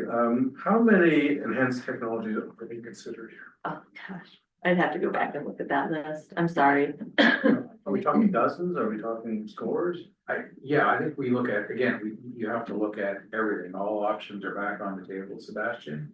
And then you look at everything that's available, you look at screening them from the technically feasible, like what's possible, what can we do, what can't we do? So you start with everything, and then you go through that list, what's actually applicable here, what could work here? And then you go through the process and you give them scores, you look at the bench scale, you see what the bench scale came up with. But yeah, you have to start with everything. I think there's at least a dozen, but some are like thermal, and thermal's technically impractical here. Our plume is too deep. We don't own the property, but it's an idea that could be done. So. Yeah, it has to be evaluated, will be evaluated, but then, you know, the outcomes, and it'll, Cullen, the Flanders will be kind of leading that. Right, so we'll present a little bit more on our findings from the summer at the September one, and maybe I'll be able to answer that more specifically at that I was time. curious as to the criteria that you'd use. I mean, which ones would pass because certain criteria are met? And that would be an interesting question for me. Okay, Okay, so if you just keep that in mind for the September. absolutely. Okay. Sebastian, any other questions, comments? Seeing none, that brings us to 8.5, which is the human health and ecological risk assessment. Specifically the targeted spot removal update. Okay. So I don't have a specific answer on the targeted hotspot removal update. We are still working with the agency. I think at the last meeting I brought up that I'm having a third company now come on board called Integral. And it's something where the ministry has been pleased with efforts they've done on other high profile projects. It's a woman, Miranda Henning, out of Maine. And they're looking at it. They have been looking at the file pretty intently now for about 6 weeks. They've had meetings with both Stantec and GHD to talk about their reports and their findings. And now we're starting to talk to the ministry on it too. And it comes down to a few steps where I think it's interesting because I think the outcome of our risk assessment for human health and ecology is very similar to what the ministry wrote to the memos to the farmers and the residents last year on the samples that they took. I think we have the same recommendations and conclusions, but it really comes down now to data usability and if we need to collect more data. So those will be the next meetings that we have, and I'm going to be sending Jason some dates soon to try to see if we could get the ministry's attention with the technical reviewers to talk about their findings. This, you know, it's another cold review, so their findings and their thoughts, and then a really kind of a hard workshop almost about data usability and not going through every data point and saying keep, don't keep, but why would we keep this? What data should we keep and for what reasons? And that will help inform us if we need to do some more data collection along the creek of both the sediment and the floodplain material and soil. And based on that, we'll either be rewriting the risk assessment or making an addendum or a supplement. And I think at that point, we should gain, well, hopefully when we gain the ministry concurrence or acceptance of this risk assessment, we'll be able to understand where the targeted removals would be. It's a lot there, isn't it? Hope that makes sense. Do you have anything to add on that, Jason, or thoughts? No, I don't. And a little bit, it ties together too with the biomonitoring sampling event, because we're going to use that fish tissue data for the risk assessment. So we want to make sure we're really having clear data objectives on it. And that's where if I just sample it and I get it and then I miss something when I analyze that fish tissue, that was for nothing. So that's where working at risk is not quite in my favor. Any other questions or comments? Sebastian? Again, maybe for September meeting, how many hotspots might there be out there? How many are you? They're lukewarm, tepid spots. So, right? I mean, I don't like the term hotspot. I would like to strike it from the record personally, because we're not, so the baseline for Ontario is 7 picograms per gram of dioxins and furans as an estimate, as a number put together called the TEQ. And we have 40 by the plant. Those are the highest concentrations. There are concentrations downstream that are elevated above that 7. They're 20, 28, I think, in some areas. But it's no rhyme or reason of, okay, so 7 means your yards have 7 picograms per gram of dioxins and furans. That's a background study across Ontario. When you burn material, when you have a fire, it creates dioxins and furans. Combustion from gas and trucks and vehicles, it goes, it's everywhere. It's ubiquitous. If humans have lived there, or even naturally from fires, from the wildfires and so on, they're there. So we do have elevated concentrations. They are ones from our production and also DDT, and that is totally from LANXESS predecessor companies. LANXESS has never made DDT, but Uniroyal, Kentura, and so on. So, okay, I was going somewhere. I had a really good point here. So we do have concentrations in the 20s downstream, but there's no statistical evaluation that says like where are higher and where those concentrations fall. So that's and further, it's also showing the data showing at those concentrations that there's no unacceptable risk to the ecological receptor. So that's the bugs and the worms. And then to the fish that eat those bugs and worms, there's no fish advisory consumption anymore. The numbers have gone way down for those constituents. And there's no effect to human health at the current study, where we are. So the recommendations are like, don't take the floodplain soils and put them in your garden in an abundance of caution. That's probably not a great idea, but we've shown that the uptake to agricultural plants is not unacceptable. But this is a good management strategy because we know there are impacts there from our historic work.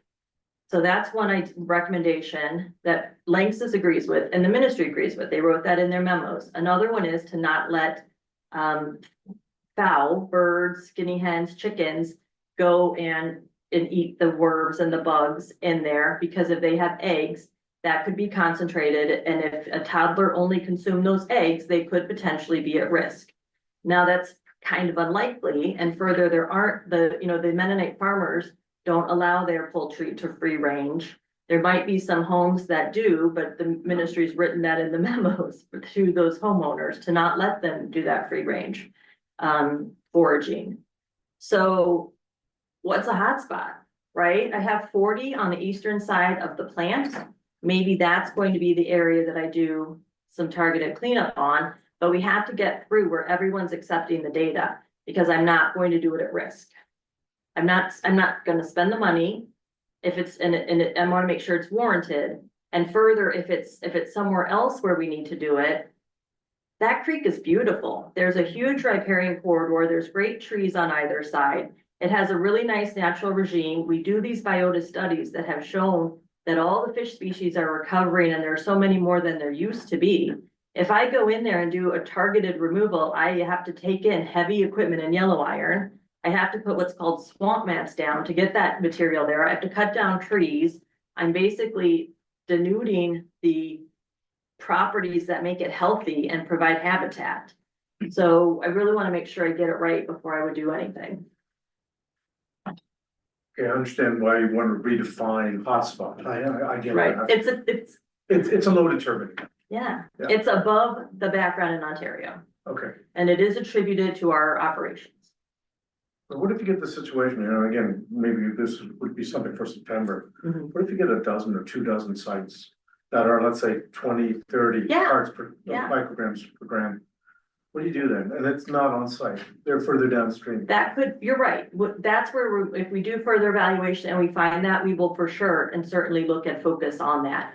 And then it also then becomes are the public coming to that area? Is that an area where our fish data shows that they are also being impacted? So we have to look at the weight of evidence approach to understand if we really should go in there and focus a cleanup.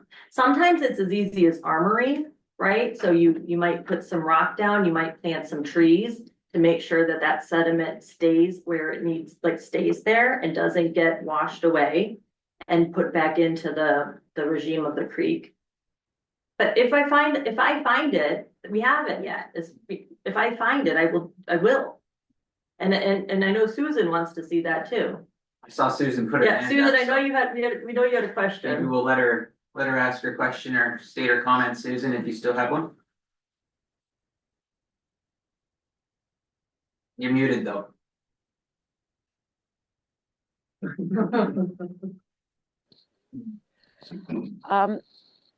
So the question you're looking at is, do we need more data and what data should we keep? I'm always just aware that there is data that could be available, but maybe should not be available in terms of what the current body burden of people living there who have lived for generations on the same property and who were exposed willy-nilly to very high levels over decades that they're not exposed to right now. So that is, and I would like it to remain, I guess, my personal opinion, an unknown. It's an unknown, but it's certainly a possibility. So I guess my argument is that here, if anywhere, what needs to be applied is the precautionary principle. So you recognize important data that you can't or don't have, and use even a more conservative way of assessing what needs to be done. I mean, I understand that there's conservative principles built into the risk assessment the way it's structured now.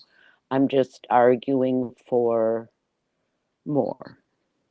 Okay. I guess that would be, and also citing, knowing that, and we probably won't know how much, that the dioxins and the DDTs are going to continue to be eroding off the site. Because all of that, those banks are contaminated. Some remediation has been done, but certainly not the whole site. So some of the what we insist on calling the hotspots are on the site. So you're not really cutting down trees or all that, making such a disturbance to get material out there. And then the other thing that, as you know, we'd like to focus on places where you see high concentrations in depositional areas at or just upstream of houses and farms that are situated right on the creek side. Yeah, I agree with your points, and you're right with the depositional areas towards houses, but then we have to look at the fish communities in those areas too, to understand if there's a concern with those. And as far as LANXESS predecessors have done a lot to especially clean up the western bank, but not so much on the eastern bank. And maybe that will be where we do right. hot spot removal, armoring, planting trees to get rid of if we find the sediments there. But I have to go down this path, right? I don't want to do it without approval at every step with the agency. I hope that is the outcome. I understand that. Yeah, but I can't just like genie it and say this is what I'm gonna do. Yeah. I understand that. I wish sometimes. Remediation takes a long time. Thanks for your question, Susan. Well, okay. Jason. Just a couple of clarifying points. When you mentioned 7 picograms per gram, so we're talking soil media for dioxins and purines. So that's the ministry's. It's considered a screening level standard, basically.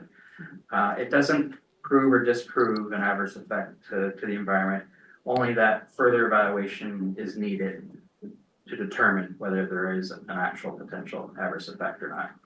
So again, it's used as a screening tool. It doesn't tell us risk. The 7's based on, and they're also based on the most sensitive receptors. So that could be wildlife or human health.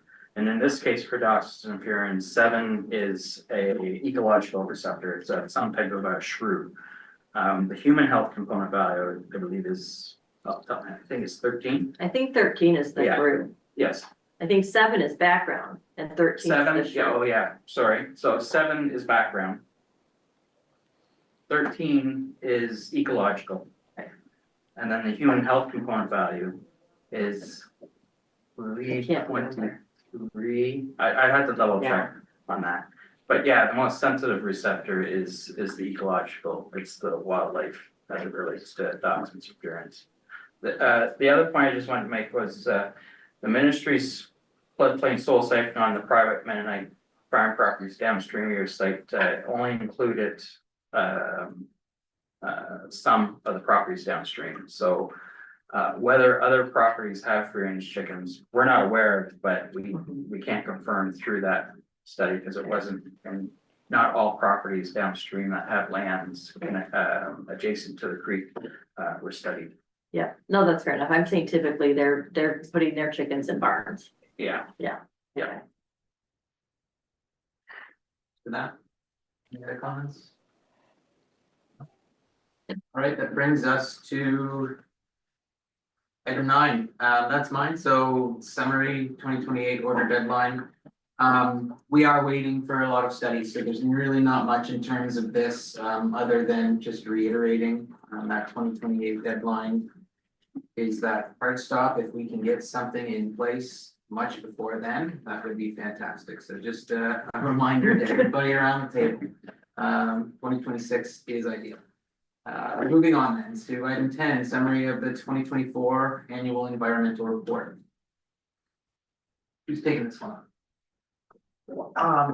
And I can sort of just generally direct the comments. We had reached out to David Hoffbauer as our resident air quality engineer on our committee, and he did provide a sort of overview and summary that is in the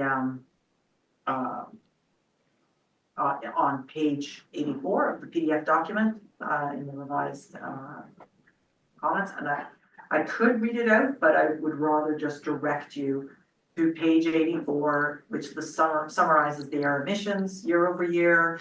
It has environmental health and safety, a couple of bullets, and the noise, a couple of bullets. But there was no sort of red flags raised that he wanted to specifically speak to. Just wanted to bring it to your attention. And that's the annual report for the plant. Correct. Yeah. So David. I'm sorry, I might have misspelled annual, it's the annual environmental report.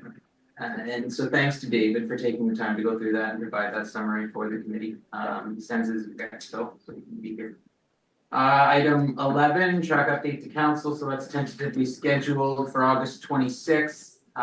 Tiffany, Stacy, and I have been working away at that, so we do need your feedback. If there's anything that you're passionate about getting in front of council from this committee, we need to have any feedback by August the 15th. Now, Tiffany, I know that we had done some preliminary work. Was there any, I know that it says discussion input, was there any specific items that you were seeking for this? No, I actually, it was gonna, I thought that it would be a good idea for this meeting to happen so that we could get confirmation that the work is going to get going, so we can report on that. We're going to kind of be able to describe what's going to be done in terms of the testing and to some extent the bench scale and the purpose of that as being the focus, sort of just on the risk assessment process, what it's at and why it's at, why it's there, and where it's going. And then I think we can kind of just high level again, speak to the process, the ECA process. So like that's kind of what I'm envisioning. And if that sounds like a good idea, is there anything that would be missing or that you feel could be added? By all means, you can certainly provide feedback to me or Stacy, and we'll incorporate those if you think there's something that council should be advised of. And so, yeah, until the 14th of August, still lots of runway if something comes to you when you're enjoying the summer weather on your deck or something. So actually, just clarification, the previous ones, we've circulated the draft presentation ahead of the deadline. Would TRAC wanna see that? Or are you happy enough with what we're intending to present?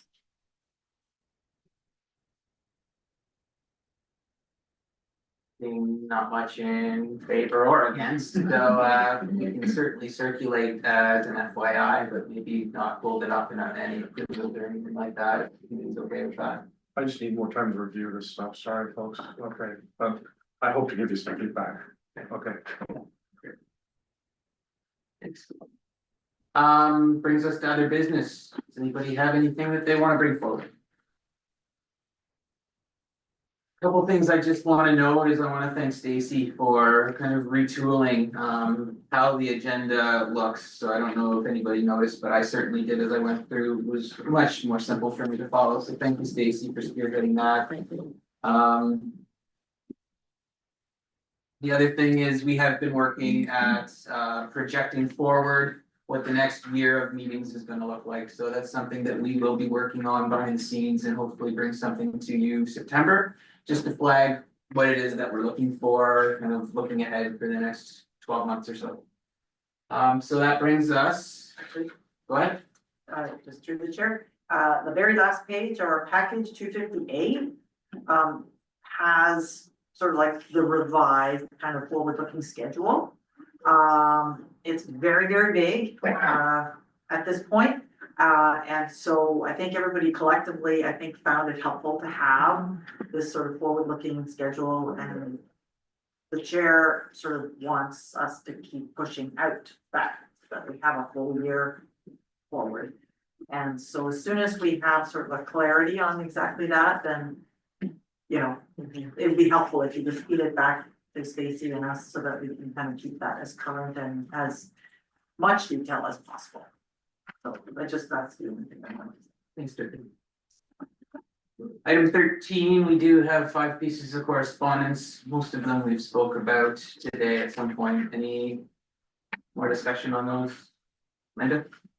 No discussion. I just was noting, I went through the monthly reports and just because I was looking at them in detail, I don't want to say pleased is the right word, but it was nice to see that April and May, April had no met wells down, and May you just had a couple, so yeah, that was really good. Very, very short and sweet. That was nice.